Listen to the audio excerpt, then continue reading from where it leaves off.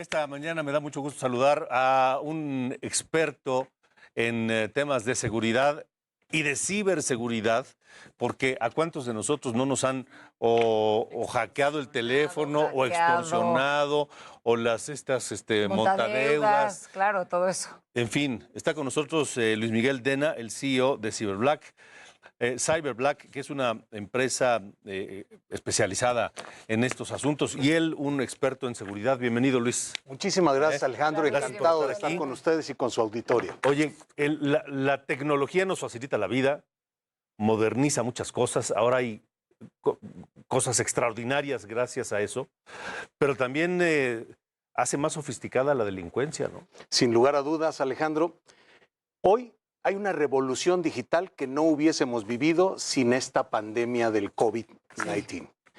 Pero esto nos lleva de esta revolución digital a enfrentar una pandemia digital. Y esta pandemia digital se está dando en todos los niveles, en tu casa, con tus hijos, en las grandes empresas, en las pequeñas empresas, en las naciones. Hoy podemos estar hablando de las acciones de ciberguerra, hoy podemos estar hablando de las acciones de ciberdelincuencia. Sí. Y entonces tenemos que forjar una cultura de ciberseguridad y amén de ello, nos hace falta una legislación que nos permita, en todo caso, hacer frente a esta creación de cultura. Sí, porque ¿cómo vas forjando la cultura, no? O sea, yo sé que lo hablamos mucho y estamos tratando de decir que no podemos caer en algunas trampas, que ya hay cosas muy, muy específicas, que no piques esto y de todas maneras caemos. Sin lugar a dudas, hay temas como la ingeniería social, en donde expertos van a estar del otro lado para generar información tuya que les sea permisible poder generar desde un fraude, la extorsión, desde el secuestro de tu información, acceder a tu información sensible, y no estamos como ciudadanos recibiendo toda esa concientización. Solo basta decir, para este año, expertos en materia de tecnología están hablando de que en ciberseguridad se va a gastar 170,000 millones. Okay. Vamos a poner a Isidro Quintana, CEO de Cisco México.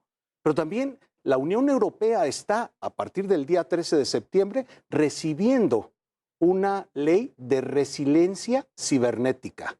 Y nosotros hoy todavía no tenemos una ley de seguridad en temas cibernéticos. ¿En qué consiste esa ley de resiliencia cibernética? La resiliencia cibernética va incorporando primero cómo entendemos las amenazas cibernéticas.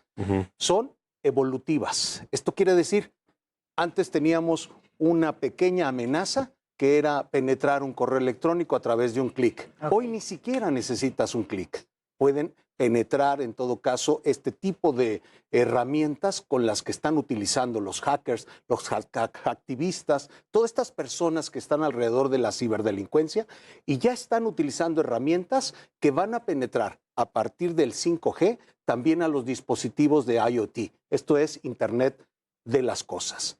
Y cuando estamos hablando que los dispositivos IoT, que puede ser el refrigerador que tú tienes en casa, que puede ser el chip que está conduciendo tu propio vehículo, todo ello tienen una generación menor del software que está almacenando y que puede ser penetrado. O sea, pueden entrar a tu casa en el refrigerador y saber todo lo que estás hablando, diciendo, ojalá lo que hay ahí. Con tu sistema de alarmas, o con tu sistema de videovigilancia, o con tu sistema automatizado en una empresa que está ya utilizando lo que es la revolución 4.0. ¿Y qué protección tenemos ante eso?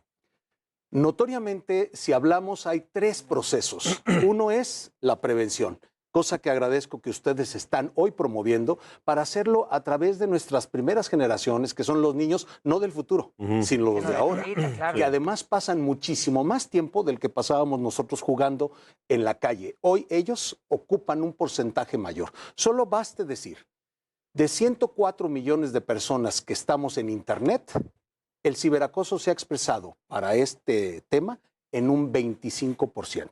Entonces, imagínense la capacidad que hay de los ciberdelincuentes de estar afectando a nuestros menores. Pero, por ejemplo, así, ¿qué haces? ¿Dejas de comprar estas cosas? Porque toda la gente va a decir, bueno, pues entonces... No, es imposible. No, es imposible. O sea, ya pero no ¿qué hay que hacer? Inteligente. Mucho es la concientización que nos lleva a la capacitación y al entrenamiento. Mucho es el definir las herramientas con el propósito que fueron creadas. Estás hablando de un firewall estás hablando de lo que es mecanismos de filtrado de esta información, estás hablando de revisar paquetes de datos en las redes y que son herramientas que ya lo hacen por ti, porque no todos tenemos el expertise para poder desarrollar lo que un ingeniero en sistemas, lo que un analista de ciencias de datos va a hacer por nosotros. Pero en ejemplos muy, muy claros, muy concretos que podamos entender todos, ¿cómo podemos proteger o enseñarles a nuestros hijos a proteger su información, la información de la familia, a través de un correo electrónico, de un videojuego, de un teléfono, de... 4 líneas básicas. Tu contraseña. Tu contraseña no puede seguir siendo password 1, 2 y 3 o del 1 al 9. Tu contraseña tiene que estar ligada y vinculada a una cuenta maestra que tú pienses y añadirle números y añadirle signos. Tienes que activar tus firewalls. Muchas veces no entendemos que nuestras propias computadoras ya vienen cargadas con un firewall que permite que esa pared vaya filtrando todos los datos que nos están exponiendo.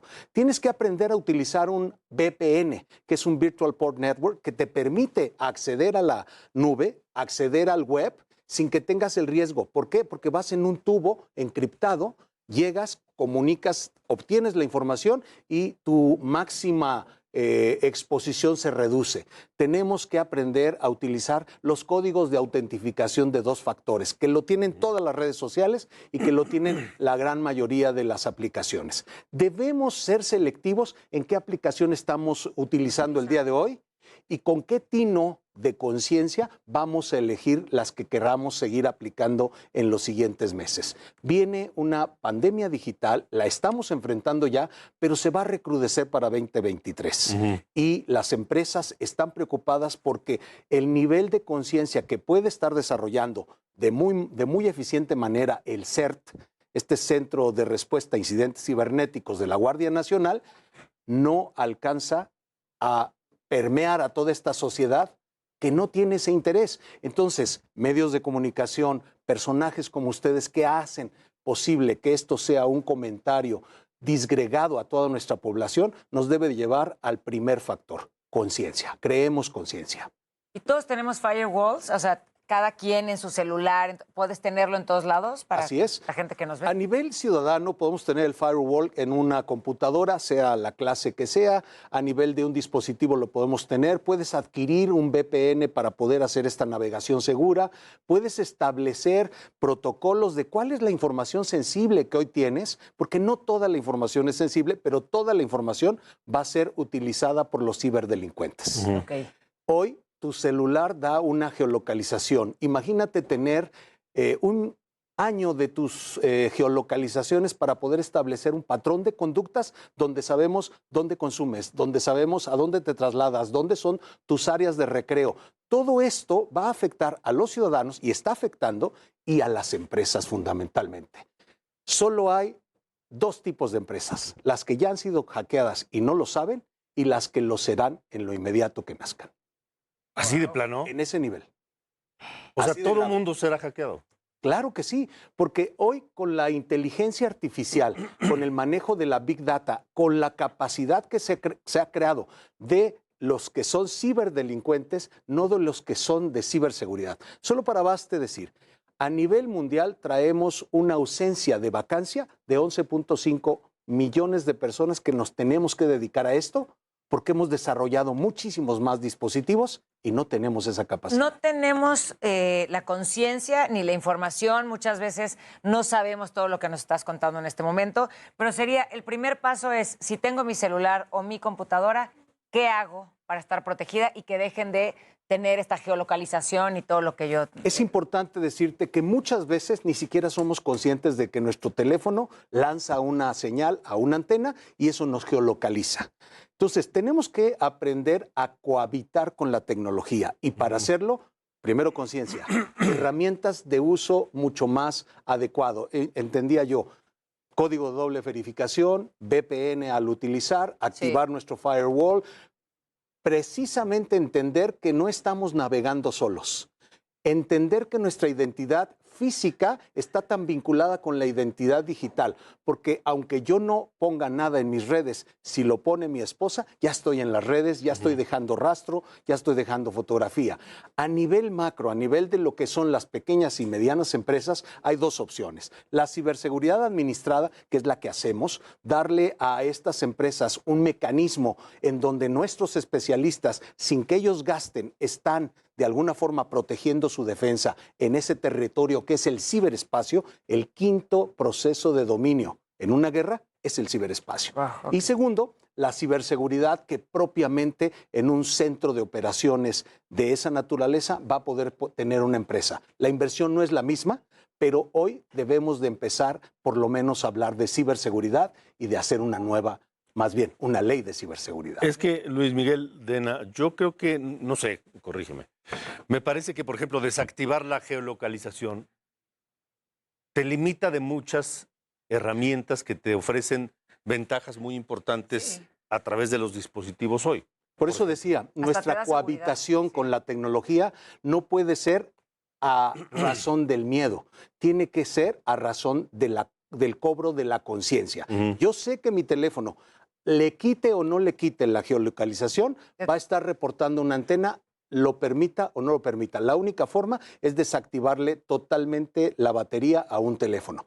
Pero esa información que se está reportando y que comienza a ser un dato privado, se está convirtiendo en un uso comercial. Y hoy grandes empresas están comprando datos, como ustedes vieron el tema de Cambridge Analytica, como han visto otros temas. Esa es la parte donde el riesgo todavía es algo que nosotros determinamos. Sabemos que existe el riesgo, pero con conciencia nos preparamos, nos prevenimos, nos cursamos algo en ciberseguridad para poder responder, porque también hay un proceso de respuesta. Muy bien. Y hay quien nos puede ayudar, a lo mejor, no sé si tendrá una red social o alguna página donde pongamos, a ver, necesito, porque no tengo idea de... Cyberblack está www.cyberblack.com.mx. Nuestras redes están a razón de @blackin5 y blackin7. En Facebook, en Twitter, y estamos a la orden para poder seguir en estos espacios tratando de generar conciencia y sí pidiéndole a nuestro gobierno que haga lo que tiene que hacer en materia de ciberseguridad, porque hoy todavía no tenemos una ley. Aunque nuestro diputado Casarín en la Cámara Baja está tratando de impulsar esto, hoy todavía no es una realidad. Aunque Juanita Guerra Mena como diputada federal, la senadora Trasviña como senadora están desarrollando esta idea, necesitamos el concurso de todos para poder generar una cultura de ciberseguridad que tenga un marco jurídico que atienda estas amenazas evolutivas más complejas cada día y sobre todo globales. Pues muchas gracias. Gracias, Luis Miguel. Encantado, Gracias, Luis señor. Miguel. Gracias por haber estado aquí. Encantado.